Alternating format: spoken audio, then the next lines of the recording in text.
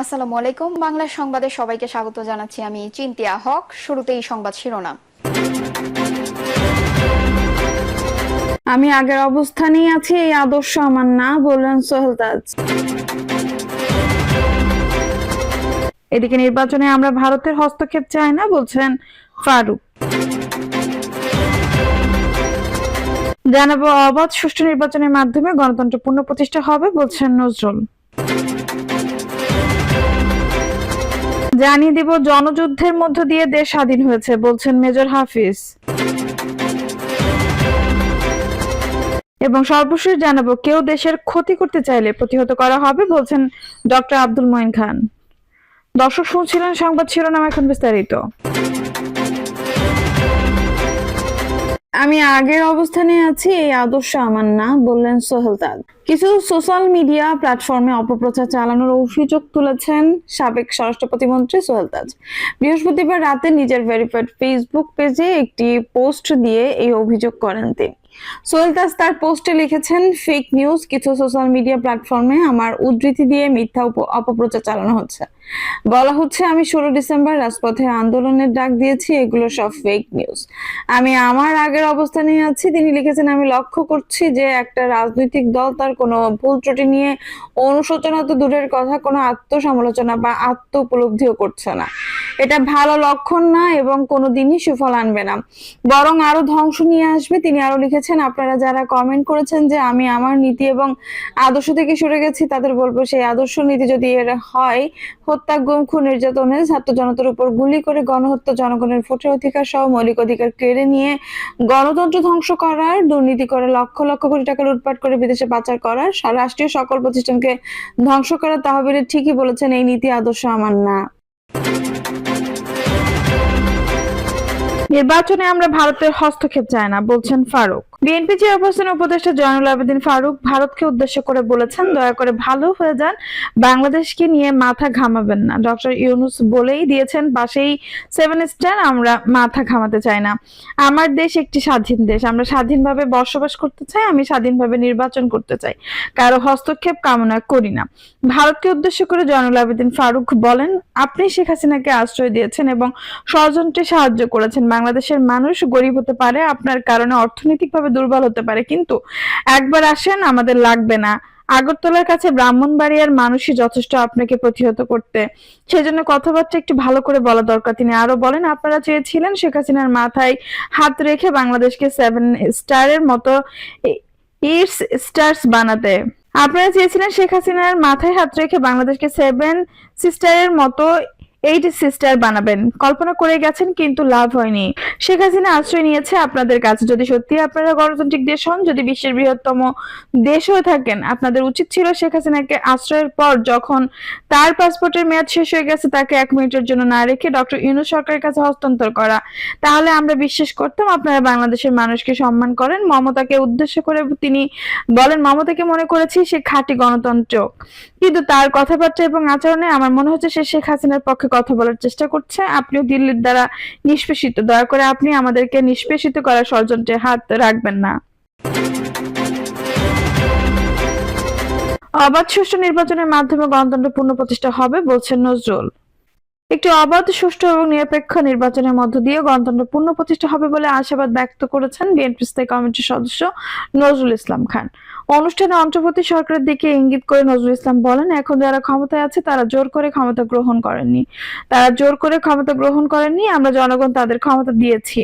তারা দেশটাকে সুন্দরভাবে পরিচালনা করবেন, আগের মতো বিনা ভোটে না, রাতের ভোটে না, দামি ভোটে না, জনগণের ভোটে একটি সরকার নির্বাচনের ব্যবস্থা করবেন। যারা দায়িত্ব পাবেন, জনগণ ভোট দেবেন, তারা জনগণের জন্য কাজ করবেন। দেশ থেকে দুর্নীতি অনাচার উচ্ছেদ করবেন। গরিব মানুষকে সাহায্য সহযোগিতা করবেন, যেন তারা নিজের পায়ে দাঁড়াতে পারেন, কারোর কাছে যেন হাত পাততে না হয়। সেজন্য পরিবর্তন দরকার। আল্লাহর মেহেরবানি, সেই পরিবর্তনের সূচনা হয়েছে। আশা করব এই পরিবর্তন শীঘ্রই সম্পন্ন হবে। আমরা ফ্যাসিবাদের পতন ঘটিয়েছি, কিন্তু গণতন্ত্র পুনঃপ্রতিষ্ঠা করতে পারিনি। এই গণতন্ত্র পুনঃপ্রতিষ্ঠা হবে একটি অবাধ, সুষ্ঠু ও নিরপেক্ষ নির্বাচনের মধ্য দিয়ে। তার কিছু প্রস্তুতি আছে, তা চলছে। আমরা আশা করব সেই প্রস্তুতি শেষে জনগণের ক্ষমতা জনগণের কাছে ফিরিয়ে দেওয়া হবে। বিএনপির এই জ্যেষ্ঠ নেতা বলেন, দেশটাকে তো নিঃস্ব করে দেওয়া হয়েছে। আপনারা কদিন আগে দেখেছেন, বিগত সরকার বছরে 16,000 কোটি কোটি ডলার বিদেশে পাচার করে দিয়েছে।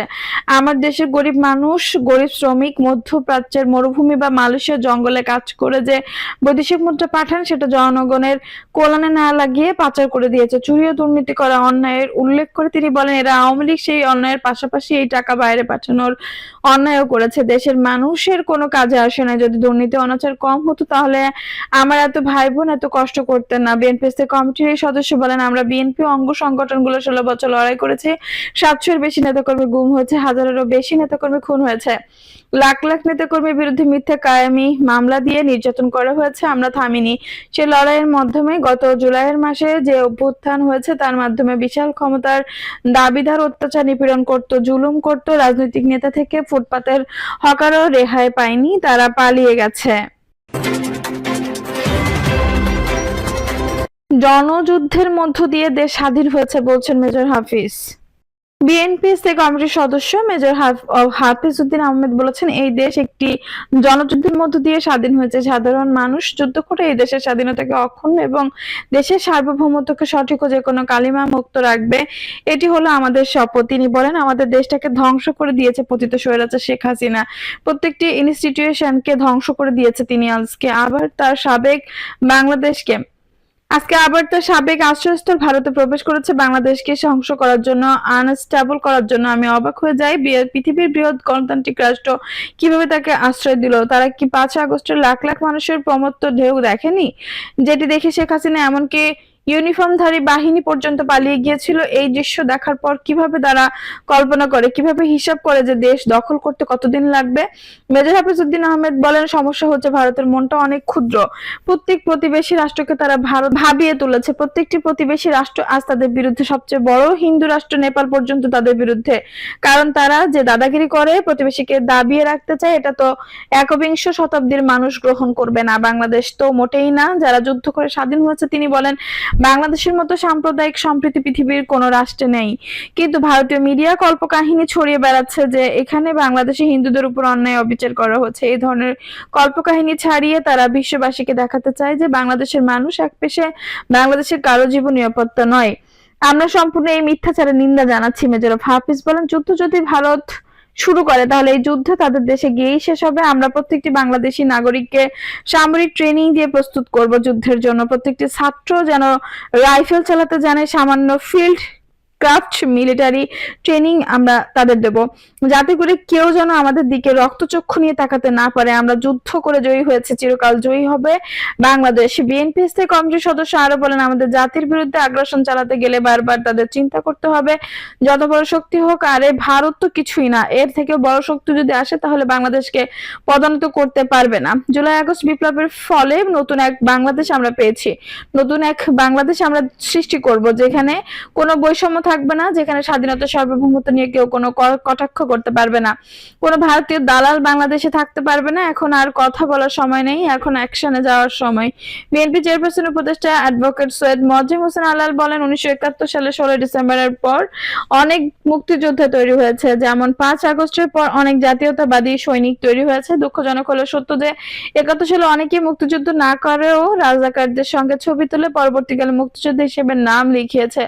এই ইতিহাস বর্তমান প্রজন্ম বা পরবর্তী প্রজন্ম জানবে কিনা আমার জানা নেই। তিনি আরো বলেন, মুক্তিযুদ্ধের সময় ভারত আমাদের বন্ধু ছিল, কিন্তু এরা যে কখন বন্ধু কখন শত্রু এটা বুঝতে হলে আমাদের আরো কয়েকশো বছর বাঁচতে হবে। তারা এখন শেখ হাসিনাকে আশ্রয় দিয়েছে, যাদের দিয়ে তাদের স্বার্থ হাসিল হয়। তারা ভারত শুধু তাদেরই আশ্রয় দেয়। ভারত শেখ হাসিনার চোখ দিয়ে বাংলাদেশকে দেখে। দৃষ্টিভঙ্গি পরিবর্তন না হওয়া পর্যন্ত ভারতের সঙ্গে বাংলাদেশের সুসম্পর্ক হবে না। কেউ দেশের ক্ষতি করতে চাইলে প্রতিহত করা হবে বলছেন ডক্টর আব্দুল মঈন খান। বিএনপি কমিটির সদস্য সাবেক মন্ত্রী ডক্টর আব্দুল মঈন খান বলেছেন, স্বৈরাচারের যদি মনে করে পুনরায় ক্ষমতায় এসে স্বৈরাচার কায়েম করবে, তবে তারা বোকার স্বর্গে বসবাস করছে। দেশের ছাত্র জনতার শক্তির কাছে স্বৈরাচারের পরাজিত হবেই। জুলাই আগস্টের নরসিংদীর ছেলেরা বাংলাদেশ এবং বিশ্ব ইতিহাসে স্থান করেছে। আবারও যদি কেউ দেশের ক্ষতি করতে চায় তাদের প্রতিহত করা হবে, তবে এজন্য বিএনপির মতো সবাইকে জনগণের ভোটের অধিকারে বিশ্বাস করতে হবে। দর্শক, এই ছিল এখনকার সর্বশেষ সংবাদ। নিউজটি ভালো লাগলে অবশ্যই একটা লাইক দিন, কমেন্টে আপনার মূল্যবান মতামত জানান। সবসময় আমাদের পাশে থাকতে সাবস্ক্রাইব করে বেল বাটনটি অন করে রাখুন। ধন্যবাদ।